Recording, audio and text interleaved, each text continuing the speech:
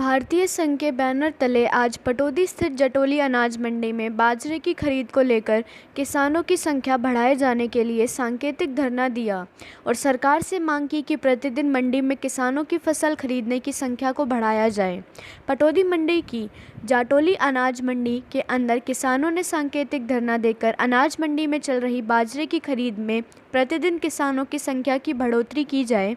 आपको बता दें कि अभी प्रतिदिन 160 किसानों की फसल की खरीद हो रही है।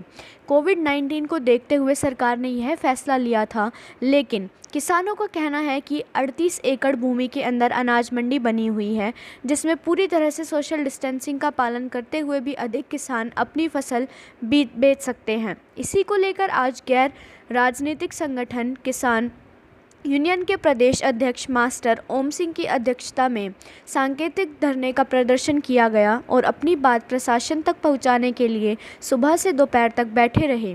उसके बाद पटौदी एसडीएम प्रदीप कुमार, तहसीलदार संजीव नागर, मार्केट कमेटी पटौदी के सचिव नरेंद्र कुमार मौके पर पहुंचे और किसानों को आश्वासन दिया कि जल्द ही उनकी समस्या का समाधान हो जाएगा।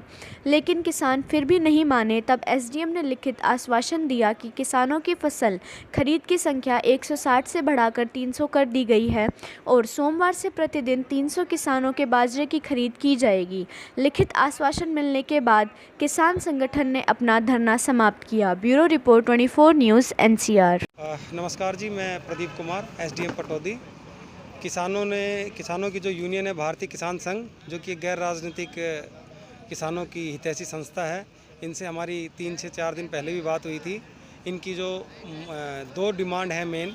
पहली जो मांग ये थी कि किसानों की संख्या 300 तक की जाए या उससे ज़्यादा की जाए, क्योंकि किसानों की संख्या ज़्यादा है। इस विषय में हमने सरकार को ऑलरेडी पत्राचार कर दिया था समय से, और सरकार की तरफ से ये है कि 300 किसान हमारे 17 तारीख तक हो जाएगा, और उससे ज़्यादा फिर हो सकता है, अगर ज़रूरत पड़ी तो और भी बढ़ा दिया जाएगा।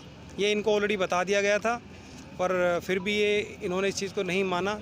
तो हम इनको अब दोबारा से इस चीज़ के लिए राज़ी कर रहे हैं, कन्विंस कर रहे हैं कि संख्या हमारी 317 तारीख तक सरकार ने हमें ऊपर से बोला हुआ है कि हो जाएगी। दूसरी इनकी जो समस्या ये है कि किसान की जो लेने की जो मात्रा है उसको बढ़ाया जाए। ये मामला मेरे स्तर पे डिसाइड नहीं होना है, ये सरकार के स्तर पे है। किसान जब यहाँ कृषि मंत्री जब यहाँ आए थे तो किसानों ने उनके सामने बात रखी थी, और ये मामले के ऊपर जो निर्णय है वो सरकार के द्वारा आने वाले समय में लिया जाएगा। आप जो मांगे थी वो उसमें से एक मांग मान ली है? मांगने का जो मेरा तात्पर्य ये है यहाँ पे कि सरकार ने हमें ऊपर से बताया हुआ है कि 300 किसान इनकी संख्या बढ़ जाएगी, तो मेरे हिसाब से वो मांग पूरी हो जाएगी इनकी, उसमें कोई समस्या नहीं है। अभी भी आप देख सकते हैं किसानों को कोई दिक्कत नहीं हो रही है। इस जो संस्था है इनके अपने जो भी हित हैं किसानों के लिए, लेकिन हमारी तरफ से आप मंडी के गेट पे जाके देख सकते हैं कोई भी किसान अभी परेशानी में नहीं है। किसानों की समस्या के निवारण के लिए हमने, जैसे कि आप पीछे देख सकते हैं, कष्ट निवारण समिति का गठन किया हुआ है। कोई भी किसान किसी भी तरह की समस्या है, अपनी शिकायत यहाँ लिखित तौर पे दे सकता है। उस पर लिखित तौर पे उसको कार्रवाई करके पूरा आश्वासन के साथ में और लिखित तौर पे कार्रवाई करने के बाद उसका समाधान किया जाएगा।